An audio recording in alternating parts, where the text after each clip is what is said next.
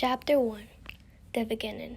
When in doubt, seek certainties, murmured the only survivor of a group of Germans who attempted to explore the limits of personality transfer to selected bodies with the aid of cryogenics. It was advanced, but not finished. It was about to conclude, but the end overtook them. That survivor had actively participated in the empire of a rake that had been disabled by various enemies. It wasn't the first time that he mumbled this to himself. The Führer passed acceptable limits, and his madness has taken us to this suppressive swamp. We needed more time to finish the project. Schlaf in Militarien. We needed more time in all the projects. With a little extra time, we could have reached our objectives. He was a German that had thoroughly participated and developed as a youth in the Nazi period, in the Hitlerjugend since 1933. He had the National Socialist formation, but not the sentiment, lacking the feeling that led most to a collective national hysteria. But he was disciplined and conscious, very conscious, so much that his leaders had left him as an overseer of the project. He was never able to call it project. It had been to be project. They had all escaped from the project hidden in the caves close to Frankfurt. In fact, he was not only overseer, he became the keeper of it and guardian of the equipment that had been conceived for a cruel and complex conclusion. Designing the equipment had taken time, in thought and design without considering the probable effects on humans, as many of the projects. Some of them were unrealizable. Others were incredibly advanced. This particular one was extremely advanced. He was sitting in a desk within the cave that held the project. He sat in a leather chair, knowing full well this was part of his new obligation. The chair was the captain's, the ex-leader of the team, Mannstabskapitän. The North Americans were assembling in the entrance of the cave, slowly advancing, convinced and fully aware that the area was mined, as one of the signs said. In a few more minutes, they saw Alfred, seated and waiting for them. They all lifted their rifles, ready to shoot, until a lieutenant shouted, "Stop it! Hold your fire! Can't you see he's armed and waiting for us?" Of course he was waiting, of medium height, tending to fall. Fibrous, slim, and angular, as they all seemed to be. His haircut was common in that moment, blonde, somewhat dense in his head, and shaped in the sides, accentuating his stringiness. It had the appearance of an eagle that had no sensation. Yet, he actually was dazed with new sensations. Behind the granite blue eyes was a wounded eagle. The North Americans were not aware of that. They actually were more nervous than a threatened beehive. The scene had a surreal air. The soldiers were in front of a young, thin German with the common German gray uniform and the military cap in place. He rose and was about to give the normal Nazi salute, but he stopped in time, bowed, and presented himself in a very accented English. "I am the current chief of the laboratory. My name is Alfred Kessler, and I'm here to hand over what you required and to explain the project if needed." The North Americans stared in amazement. How could he maintain himself so calm, so well-dressed, and so martial, give an explanation to a group of soldiers well-armed and disposed to liquidate him? They would never understand that. Alfred was in fact the product of this time, belonging to a case of military-minded persons, prone to obedience and conscious of their duties.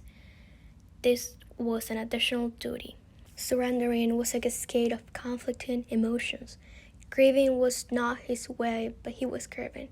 Surrendering the equipment would be just as hurtful. The uniform covered a character that was thin through discipline, but also because hunger had been part of every day for many months. The uniform hid the hunger. The Allied attack had been extremely brutal. He was not about to say that, nor was it necessary. He gave them his Luger with solemnity. Everyone had a personal Luger, but this one was his. "This is to signal my will, and is the will of our defeated Reich." This took more out of him than he expected, almost breaking his composure. Though weakened by the emotional situation, the soldiers did not notice. They only noticed they had in front of them a gallant enemy that almost acted like a machine. Behind him was the equipment of the project. Though obviously he understood and spoke English, it had a very pronounced and thick accent. The invaders did not know he also spoke French. He had been sent to Strasbourg in France, staying various months. It was actually very close to the previous frontier, barely 3 kilometers. There he met Charlotte Fischard, who captivated him at first sight. Thin and gaunt, as were almost everybody in those years of scarcity, she was a striking lady with high cheekbones and a long, fine, and noble knife-like nose. Short-haired, blonde, with sparkling green eyes, as tall as Alfred, she had an air of petulance but a sensual gait, and a silhouette that promised everything Alfred could possibly desire. He fell madly in love with her almost instantly, yet she maintained a prudent distance in spite of her Germanic looks. After all, they were invaders. Though the city was full of Germanophiles, it was also brimming with Francophiles, and she was French. Or so she thought. Nevertheless, she deemed it convenient to maintain an adequate distance from them. Assiduously and punctually he courted her. As soon as Alfred left his work and the equipment he cared for, it seemed he was always taking care of something. He would make a beeline to her workplace. He was very punctual, awaiting her exit close to Rose Park at the beginning. Charlotte felt annoyed.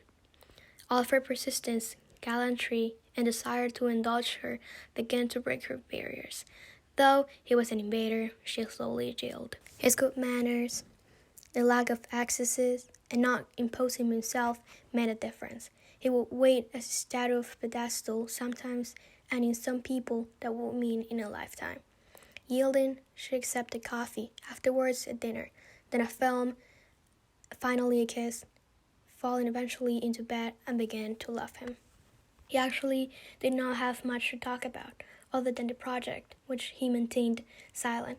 His parents were as many anti-Nazi, but he had belonged in the Hitler Jugend to push his body to the limit, and for companionship, as it seemed, all the rest belonged to the organization. He came from a village close to Frankfurt. When he met Charlotte, he was 22. When the North Americans invaded the Cape, he was 25. The roots of Charlotte's petit bourgeois parents were similar to his, bringing with it any type of bond. The similarity was more attractive than any possible differences. After all, the city had been part of the German Empire. Many similarities existed in many ways. Although he was not a fanatic of the prevalent German ideas, he did believe in the superiority of the race. The propaganda had obviated through common sense. Part of his restraint was he held no illusions about some of his people. He had seen the captain actually fondling and kissing little boys.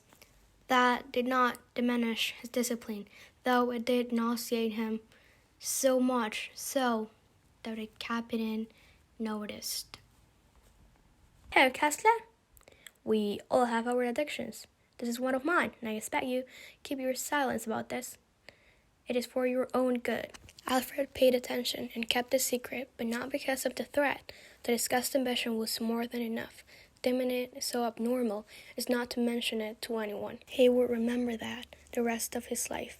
A putrid captain, round-faced, the antithesis of the Germanic type, wallowing amidst boys barely 15 years old. He was disgusted with the captain, but pitied the boys.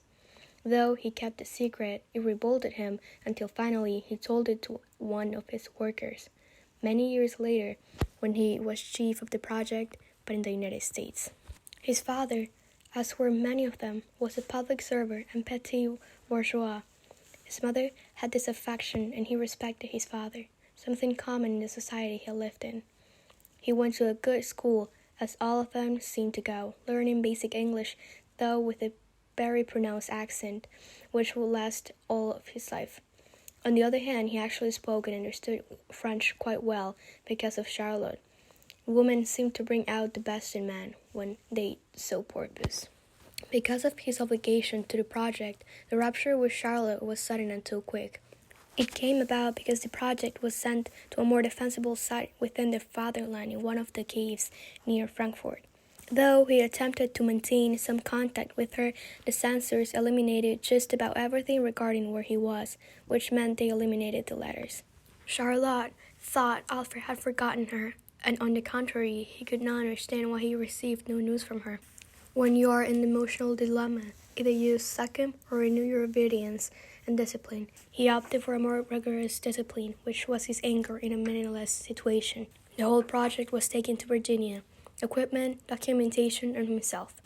They took as much as they could under the solid assumption that if it interested the Germans, it would interest them. The transfer meant a total breakup with Charlotte and his family. Slowly, and after a long time, he communicated with one of his relatives, who told him that his parents had perished in the sack of Germany. Knowing that, he severed his ties with his homeland, accepting to become an eternal stranger in a society he had been forced to accept. The project slept a forced asleep within the rooms of the agency CIA, though he did maintain his convictions and kept the equipment as well as possible. Nevertheless, the commodity and daily pleasures of suburban life added a patina of tolerance and acceptance of everything North American, so much that he would eventually marry, had 2 children, and in just about everything came a suburban American. Then the agency placed John Murray III, the chef of the project, and of himself, 5 years after the beginning of the forced exile.